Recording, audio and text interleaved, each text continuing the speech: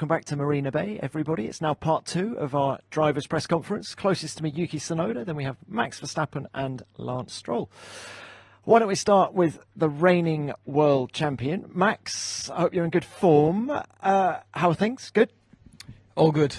Yeah. Excellent. Now, look, Marina Bay was a bit of a bogey track for Red Bull last year. You qualified 11th, you finished 6th. How confident are you that it's going to be better this time around? Well, I mean, I know that it's not going to be our easiest weekend, just straight up. But, of course, you analyze the race that you did last year, a few things that could have, been done better. That's what we'll try to do this weekend. But, yeah, I don't expect it, of course, suddenly to be one of our strongest weekends. But I just hope that what we did in Baku already, it stabilized the car a bit more. That was positive. And hopefully we can just build on that and see around here. I mean, of course, around here normally it's a bit more bumpy than Baku, but yeah, hopefully the car can take it. More bumpy than Baku, but how much of a good testing track was Baku ahead of this race? I think it was good enough to see a few things on the car, and yeah, hopefully you can just work from there. And what were the issues last weekend that you think might repeat themselves here? It's just our car generally is not very good on bumps and curbs, and that's of course what you have around here. So we need to try and stabilize that a bit. Can we put a number on it? I mean, you didn't quite make Q3 last year. Are you confident that you can at least do that this time around? I would hope so, yeah. But I mean, putting a number on it, I don't know even where to start. But yeah, I'm confident that we can do a better job than last year. But at the same time, of course, also the competition has improved quite a bit naturally. But yeah, I'm definitely targeting Q3, but let's see where we end up. All right. Look, there have been some structural changes within Red Bull that have been announced recently, one of which involves your race engineer, GP. Is it a concern to you that he's taking on more responsibility? Will it somehow take away from the work that you two do together in the garage? No, it doesn't. I mean, he already did more than just being my race engineer anyway. So I think, yeah, it's well thought about and basically spreading a bit the workload. So for me, that's fine. Look, final one from me. Can we talk about the championship? There's 7 races to go. The gap's 59 points. Are you mentally preparing for a fight to the wire? Or do you think Red Bull's going to get its mojo back when we go back to permanent racetracks like Austin? It's not mentally preparing. I just want to make the car faster and better balanced. If I manage to do that with the team, then I know that we can be very competitive again. And that's the only thing that I can do. I mean, there's no secret to that. We just need to find a bit more performance and just make our lives a bit easier. All right, Max, thanks for that. Good luck this weekend. Yuki, can we come to you now? If you didn't have bad luck, you'd have no luck at all at the minute, Yuki. Look, what's your headspace coming into Singapore after a couple of frustrating races? Let's put it that way. Yeah, I think, anyway, the races, even I have good races, I still able to reset. So, yeah, I mean, last 2 races is the things that I want to, it's not the way I wanted to finish, obviously.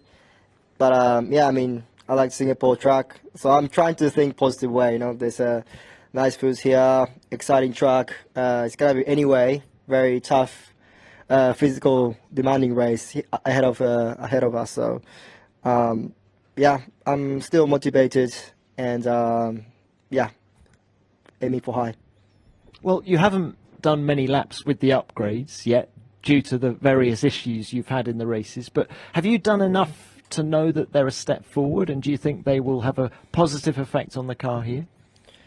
Yeah, definitely. From the, I think, new floor what we introduced in Monza, for sure it will still work here. I think it's more, I guess, works well in mostly in slow speed, like we done in Azerbaijan and Singapore. I think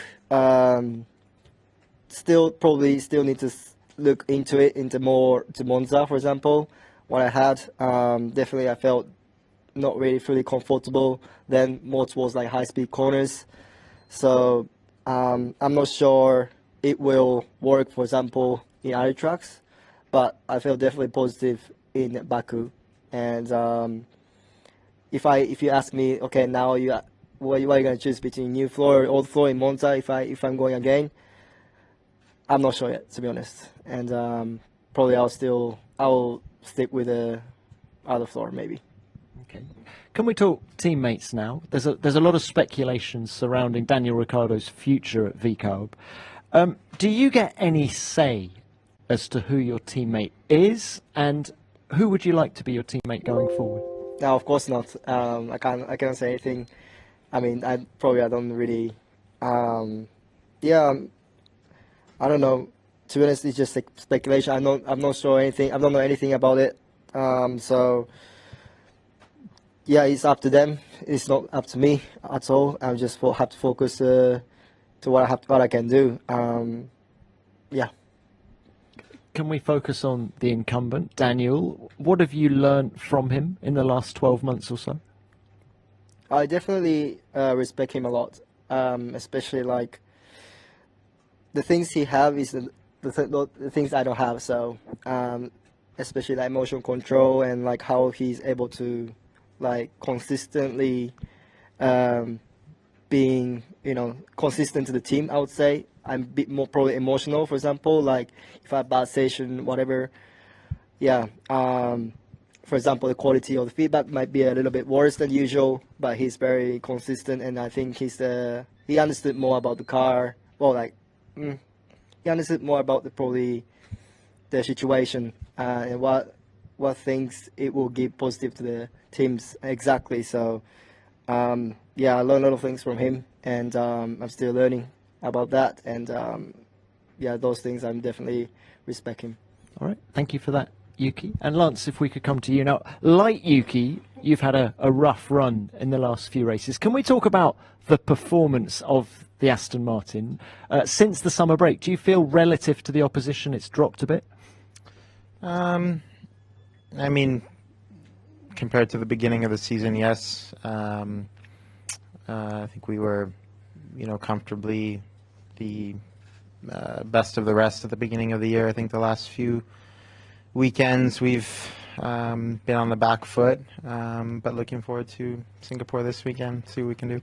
And after I don't know what we call it, the collision with Yuki in Baku at the weekend, did the race turn into something of a test session for you? And did you learn anything about the performance of the car there that can help you here? Yeah, I mean, it was never really going to turn into much after the lap 1 incident. Unfortunately, it was one of those races where, just kind of hoping for something to happen, maybe some safety cars get back in the mix. But, yeah, we circulated, and, yeah, unfortunate end to the weekend. But, like I said, looking forward to Singapore. Well, let's look at some positives now. The first time you've been in the FIA press conference since the announcement that Adrian Newey is joining the team next year. What aspect of working with Adrian are you most looking forward to? Just working with Adrian. He's, the most successful person to build cars in the history of the sport, and I think it's just a very exciting chapter for Aston Martin. Not only Adrian, but other people that are coming on board. I think we're growing into a team that is setting up for a very bright future, and it's very exciting. Lance, as you say, the team is growing rapidly. How important is it to have a guy like Adrian who has, 40 years of experience in Formula One? How important is that to help guide all of the new people at the team? Yeah, very important. I think it's important that, we have a leader, and we have direction on what we're doing, and, a vision and a structure that,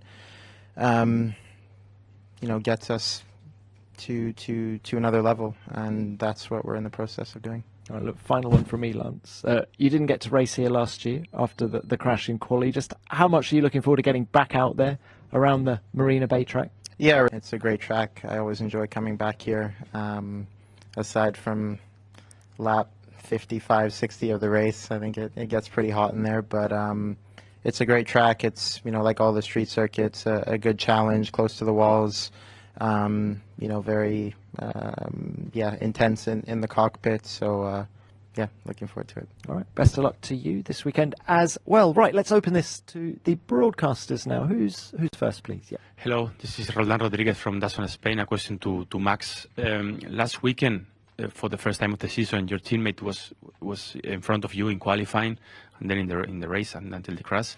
I would like to understand, as you guys watch all the telemetry, where he was faster or adapting better to the car, at least in qualifying.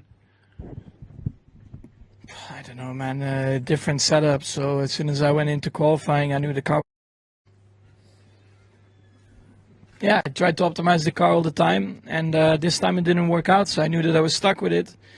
And then you tried to optimize it, but also, I mean, of course, my run one in Q3, that would have been enough for P3 in qualifying, hurt me. Then you start in the back of the top group.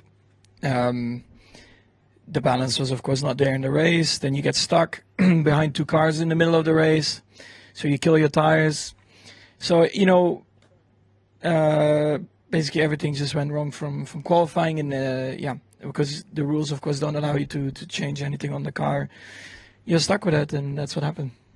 All right, thank you, Max. Let's watch our language going forward. Crofty, you next. David Croft, Sky Sports F1. Question to all three drivers. Lance, you've got a close relationship with Daniel Ricciardo. Max and Yuki, you have too, and we're former teammates.